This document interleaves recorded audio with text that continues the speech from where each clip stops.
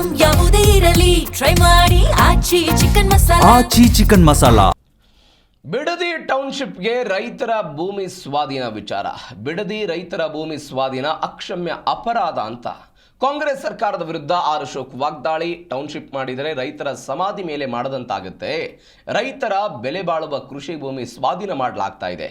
ಯಾವ ಪುರುಷಾರ್ಥಕ್ಕೆ ಈ ಟೌನ್ಶಿಪ್ ಅಂತ ಪ್ರಶ್ನೆ ಮಾಡಿದ್ದಾರೆ ಆರ್ ಅಶೋಕ್. ಬಿಡದಿ ಅಕ್ವಿಜೇಷನ್ ಮಾಡ್ತೀನಿ ಅಂತ ಹೊರಟಿರುವಂಥದ್ದು ರೈತರಿಗೆ ಬಗೆದಂತ ದ್ರೋಹ ಇದೆ. ನೀವು ಅಕ್ವಿಜೇಷನ್ ಮಾಡಿದ್ರೆ ರೈತರ ಸಮಾಧಿ ಮೇಲೆ ನೀವು ಅಕ್ವಿಜೇಷನ್ ಮಾಡ್ತಾ ಇದ್ದೀರ. ಈ ಸರ್ಕಾರ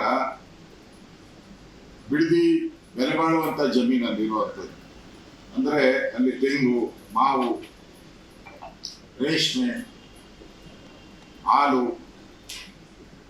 ಇದೆಲ್ಲವನ್ನ ಸಮೃದ್ಧಿಯಾಗಿ ಕೊಡುವಂತ ಜಿಲ್ಲೆ ಅದು.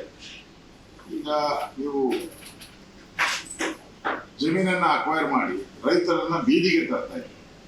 ಇವತ್ತು ಸಭೆ ಮಾಡಿದ್ರ, ಯಾರೋ ನಿಮ್ಗೆ ಬೇಕಾದವ್ರು 4 ಜನನ ಬಟ್ಟೆ ಹಾಕ್ಬಿಟ್ಟು ಕರ್ಕೊಂಡ್ಬಂದಿದ್ರು. ಅದ್ರ ನಿಜವಾದ ರೈತರು ನಾನು 2 ಬಾರಿ ಅವ್ರಿಗೆ ಹೋಗಿ ಬೆಂಬಲ ಮಾಡಿದ್ದೀನಿ. ಆ ಧರಣಿಯಲ್ಲಿ ನಾನು ಕೂಡ ಭಾಗವಹಿಸಿದ್ದೀನಿ. ಅಲ್ಲಿರುವಂತ ರೈತರು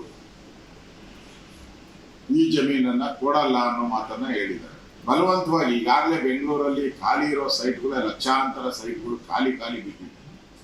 ಇನ್ನ ಕೆಂಪೇಗೌಡ ಲೇಔಟ್ ಅಲ್ಲೂ ಖಾಲಿ ಇದೆ, ಶಿವರಾಮ ಕಾರಂತ ಲೇಔಟ್ ಅಲ್ಲೂ ಖಾಲಿ ಹೊಡಿತಾರೆ. ಸುಮಾರು 6-7 ಲಕ್ಷ ಫ್ಲಾಟ್ಗಳು ಖಾಲಿ ಇದೆ. ಯಾವ ಪುರುಷಾರ್ಥಕ್ಕೋಸ್ಕರ ಯಾರು ಕೇಳಿದ್ರು ಅಂತ ಲೇಔಟ್ ಮಾಡ್ತಾ ಇದ್ದಾರೆ.